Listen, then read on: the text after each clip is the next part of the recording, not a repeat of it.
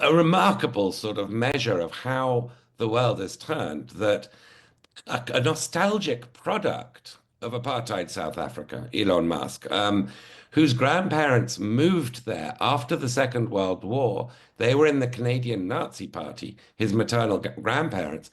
They moved to apartheid South Africa to be with people with whom they felt at home.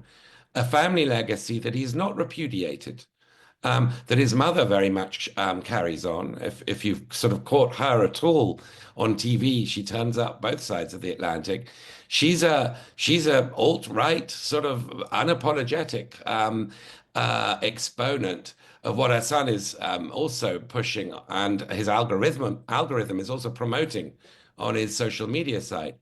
And this is far right politics, hatred of multiculturalism. What he said to the AFD rally that he addressed in that sort of Orwellian big screen, his face comes up. And he says you should no longer feel guilt for what your grandparents or great grandparents did. It was very clear what he was talking about in a speech that attacks immigration and multiculturalism, the idea that different races cannot live together. Um, this is not something we should just dismiss as the sort of bloviation or the trolling of a sort of Silicon Valley tycoon. This is the sort of shadow president of the United States. And Trump doesn't contradict him, and sometimes Trump echoes him and amplifies him, and vice versa.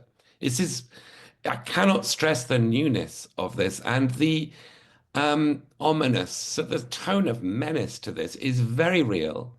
Um, and it's being noticed, all around the world, including in allied countries that thought they were allies of the United States and are now beginning to wonder. I wanted to ask you about our